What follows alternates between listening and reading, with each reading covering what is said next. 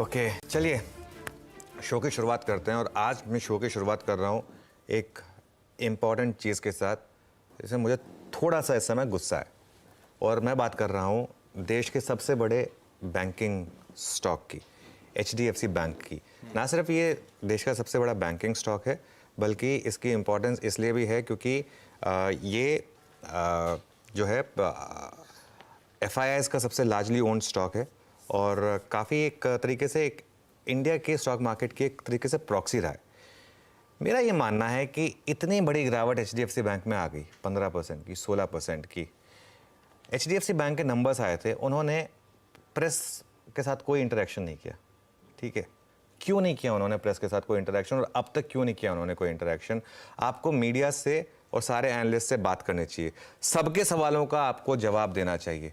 पिछले 3 दिन से मैं देख रहा हूं एक एक करके अलग अलग चैनल पर, एजेंसी पर, सोर्स बेस्ड कि HDFC बैंक के नंबर्स क्यों खराब है। सोर्स बेस्ड HDFC बैंक के नंबर्स इसलिए खराब है क्योंकि सोर्सेस हमें ये कह रहे हैं कि इसलिए HDFC बैंक के नंबर्स खराब है। कहीं पे चल रहा है कि HDFC बैंक में क्या हुआ, चलिए आपको बताते हैं इनसाइड स्टोरी। सोर्स बेस्ड, देश के सबसे बड़े बैंक की बात हो रही है, सोर्स बेस्ड बताते हैं हम आपको कि HDFC बैंक के नंबर्स क्यों खराब हुए। कभी कहीं कोई सेबी के सर्कुलर को ब्लेम कर रहा है, कभी कहीं कोई हेज फंड को ब्लेम कर रहा है, कभी कहीं कोई किसी और को ब्लेम कर रहा है। अरे भाई साहब, आके जरा सारे प्रेस वालों के सवालों का जवाब दीजिए, करिए एक प्रेस मीटिंग, सबके सवालों का जवाब दीजिए ना। ये सेलेक्टिवली क्यों इस तरीके से हो रहा है? हमको सबको पता है सोर्सेस कौन है, हम सब एक ही इंडस्ट्री में काम करते हैं, सोर्सेस क्या होते हैं हमको सबको पता है, ठीक है ना। ये चीज़ जो है ना कि सोर्सेस के उसमें करके कि सोर्सेस कह रहे हैं कि HDFC बैंक का नंबर इसलिए नीचे है, सोर्सेस कह रहे हैं कि HDFC बैंक में इसने बेचा है, सोर्सेस कह रहे हैं कि यहाँ पर इस वजह से स्टॉक गिरा, सोर्सेस कह रहे हैं कि 4 से 5 साल में हमारा प्रॉफिट डबल हो जाएगा, सोर्सेस कह रहे हैं कि 4 से 5 साल में HDFC बैंक का प्रॉफिट डबल हो जाएगा। कौन है भाई ये सोर्स? HDFC बैंक ऐड हो जाएगा, एक HDFC बैंक ऐड हो जाएगा। और ऐसा नहीं है कि कोई एक ही चैनल कह रहा है, ये 2-3 जगह देख ली मैंने, ये सबके सेम सोर्सेस हैं, सबका क्या सेम वो है। और क्या मतलब कोई मजाक लगा रखा है? मैं कह रहा हूं फाइनेंस मिनिस्ट्री को, सेबी को देखना चाहिए। सेबी को मैं कह रहा हूं कि एक जो हम छोटी कंपनियों को नॉर्मली बहुत इस तरीके से वो करते हैं ना कि क्रिटिसाइज करते हैं कोई भी छोटी कंपनी को कि ये क्या तरीका है। सबसे बड़ा बैंक है तो क्या हुआ, सबसे बड़ा स्टॉक है तो क्या हुआ? पता करिए आप कि कौन है सोर्सेज जो एक साथ 4-4, 5-5 एजेंसीज को बता रहे हैं कि हमारा प्रॉफिट 4 से 5 में डबल हो जाएगा। ये सेलेक्टिव लीक करके रफू करने की कोशिश है। उसमें मैं नहीं जा रहा हूँ नीरज जी, ठीक है ना, क्योंकि वो उसका अपने को कोई उसकी कंफर्मेशन ये तो नहीं कह सकते हैं, लेकिन 1+1 तो आप हर कोई कर सकता है। और एक ऐसा स्टॉक जिसका मार्केट पे सबसे ज्यादा इंपैक्ट होता है, जिसका निफ्टी पे सबसे ज्यादा वेट है, उसकी बात हो रही है। अरे आइए आप करिए एक प्रेस कॉन्फ्रेंस करिए। ठीक है, आप नहीं, ये वो बैंक नहीं है जो उसको मैं 20 साल से जानता हूं, ठीक है ना। ठीक है, आप नहीं करते प्रेस कॉन्फ्रेंस, पहले भी आपने कई बार नहीं की, लेकिन इतनी बड़ी डीरेटिंग हो गई स्टॉक की, इतना स्टॉक गिर गया यहां पर, और इतने लोगों का यहां पर पैसा लगा है, हर कोई जानना चाहता है कि भाई क्या हो रहा है, कुछ तो बताइए कि क्या क्या इश्यू है यहां पर। एक प्रेस कॉन्फ्रेंस बनती है यहां पर, करिए आप, एक आकर सबको बताइए, एड्रेस करिए और इसको एड्रेस करिए। ये गलत है जो इस तरीके से पिछले 3-4 दिन से हो रहा है, ये गलत है। इसने एक मार्केट के इक्विलिब्रियम पे इंपैक्ट डाला है। एक्स ऑफ HDFC बैंक देखिए, मार्केट कोई बहुत ज़्यादा खराब नहीं है, लेकिन क्योंकि HDFC बैंक इतना गिरा, उसकी वजह से निफ्टी और बैंक निफ्टी में इतना इंपैक्ट आ गया, उसकी वजह से लोगों के इवन मिड कैप्स में भी स्टॉप लॉसेस वगैरह ट्रिगर हो गए। क्यों? क्योंकि मार्केट में पैनिक फैल गया इसकी वजह से। तो ये मेरी एक अपील है कि प्लीज़ इसको थोड़ा सा आपको समझने की ज़रूरत है, और ये इस तरीके से काम होता नहीं है कि 4 जगह सोर्स बेस की HDFC बैंक इसलिए गिर रहा है। इसकी मेरे ख्याल से मैं इसके टोटली अगेंस्ट हूँ, और मैं चाहता हूँ कि कुछ इसमें क्लैरिटी आए। ब्यूटीफुल, बिल्कुल सही बात है। ये है एक्सपायरी के दिन सबसे इंपॉर्टेंट स्टॉक पे अपफ्रंट बड़ी इंटरेस्टिंग बातचीत, पर क्योंकि एक्सपायरी का दिन और ये हफ्ता बहुत छोटा सा लेकिन बहुत ही एक्शन पैक्ड, लग ही नहीं रहा है कि हमने इसे 2 ही दिन काम किया। ऐसा लग रहा है थर्सडे तक, मंडे टू थर्सडे काम करके आए और फ्राइडे में पहुंचे।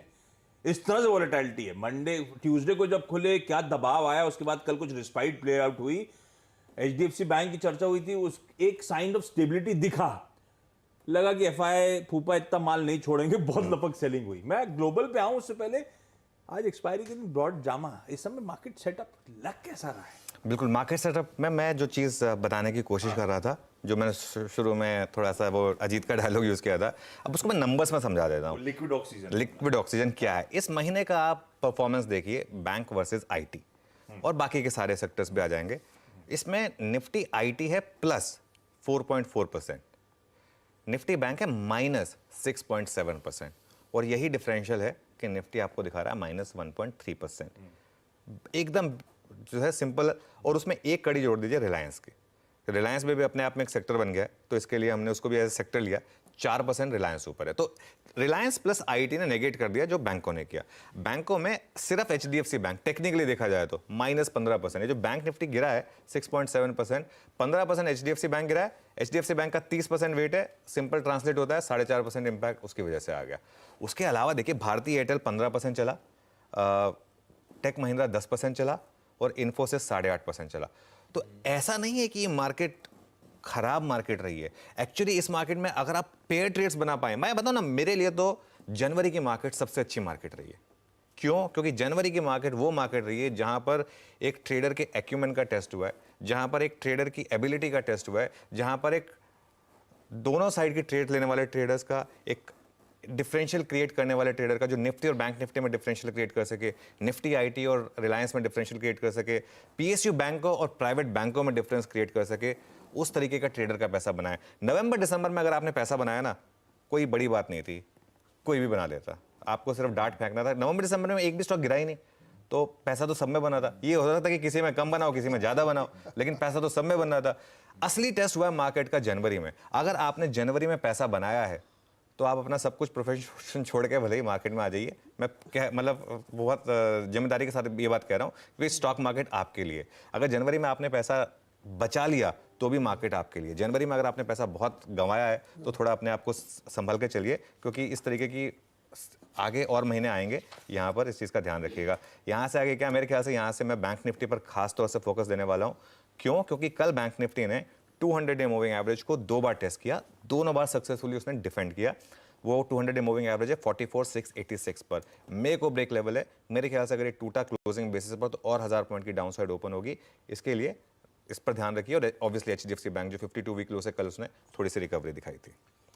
हाँ, मैं आऊंगा अब डिटेल में, फिर स्ट्रैटेजी पे उतरेंगे, तब निफ्टी बैंक की और भी चर्चा करी जाएगी। लेकिन अब आज के संकेतों के साथ शुरुआत। गिफ्ट निफ्टी कह रहा है भाई एक पस्त शुरुआत होगी, 20-30 पॉइंट सुबह से दबाव के इंडिकेशंस आ रहे हैं गांधीनगर से, और स्क्रीन हर जगह मिली जुली नजर आ रही है। एशिया मिला जुला कामकाज कर रहा है, कोई निकई कोई कॉस्पी दबाव में नजर आएंगे, तो कोई हैंग सेंग शंघाई बाकी के मार्केट थोड़े से हरे निशान में आपको ट्रेड करते हुए ताइवान वगैरह नजर आएंगे। ओवरनाइट संकेत देखेंगे तो ऐसे ही यूएस कल मिला जुला था और परसों मिला जुला था, कल भी मिला जुला नजर आया। डाउ दबाव में, वही एसएनपी नैस्डैक फिर से ग्रीन में, हल्के ग्रीन में ट्रेड करते हुए नजर आया। और इंट्राडे तो खैर डाउ ऊपर टिका नहीं था, ऊपर से ठंडा पड़ा था। फिर भी आपने अपफ्रंट जब लीड इन दिया था तब कहा था कोई दिक्कत नहीं, रोबस्ट क्यूज हैं। ऐसा क्यों? क्योंकि तस्वीर तो दिख रही है मिली जुली टाइप्स। हाँ, हमेशा नंबर ऊपर के बजाय थोड़ा डिटेल में जाके देखना चाहिए। तो अगर आप इंडेक्स पे देखेंगे तो आपको करें एस&पी क्या 4-5 पॉइंट ही तो ऊपर है, फ्लैट है ऐसा क्या मतलब डाउ जोन्स तो नीचे है, और नैस्डैक में क्या ऐसा कुछ खास नहीं हुआ है। बट आप उसको डिटेल में समझिए कि लगातार चौथा दिन वो रिकॉर्ड हाई लगा रहा है एस&पी, नैस्डैक में वही चीज़ चल रही है। और 2023 की शुरुआत में जो तूफान आया था आईटी स्टॉक्स में, वो अमेरिका में शुरू होता हुआ दिख रहा है। लगातार नैस्डैक में तेज़ी बन रही है, जिनको हम लोग टॉप 7 कंपनी या फैंग स्टॉक जो भी आप बोलते हो, वो सारे स्टॉक में तेज़ी है। चिप कंपनी में तेज़ी है, वो चाहे माइक्रोसॉफ्ट तो अब एप्पल की तरीके से $3 ट्रिलियन की कंपनी बन गई है। तो ये जो दौर चल रहा है वहाँ पे, वो इस चीज़ को लीड करता हुआ देखने को मिल रहा है। बहुत बड़ी तेज़ी वहाँ पे आईटी स्टॉक्स में बन रही है, नतीजे बहुत अच्छे आ रहे हैं।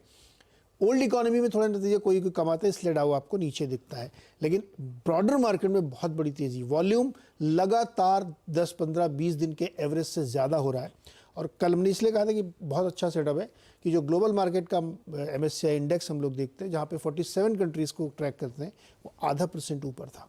कारण क्या है कि यूरोप के, अमेरिका के, जो PMI नंबर्स हैं मैन्युफैक्चरिंग वो 50 से ऊपर है। 50 से ऊपर मतलब स्ट्रॉन्ग इकोनॉमी है। और इधर चाइना ने भी स्टिमुलस और रेट कट कर दिया उन्होंने, मतलब जो RRR है उसको कट किया, तो उसकी वजह से भी एक बूस्टअप मिला है। इसलिए मैं कह रहा हूँ कि ग्लोबल सेटअप बहुत ही स्ट्रांग है मार्केट के लिहाज से। अब इसको इस कॉन्टेक्स्ट में देख सकते हैं कि फेड को पसंद नहीं आएगा शायद ये, लेकिन उतना स्ट्रांग नहीं हो गया कि फेड को दिक्कत हो जाए। वो अभी भी मई जून में रेट कट एकदम इंटैक्ट है, उसमें कोई दिक्कत नहीं आ रही है, लेकिन मार्केट वहाँ का बहुत ही स्ट्रांग है और इंडेक्स में लगातार तेजी हो। और मैं तो कह रहा हूँ बहुत अच्छी बात है कि वो 10-10 पॉइंट रोज चल रहा है। जिस दिन S&P आपको एक साथ 40-50 पॉइंट चलता हुआ दिखेगा, उसके अगले दिन ही प्रॉफिट बुकिंग हो जाएगी। तो थोड़ा थोड़ा धीरे धीरे चल रहा है, खरामा चल रहा है, लेकिन बहुत मजबूत है ग्लोबल सेटअप। और क्रूड $80 पहुंच रहा है।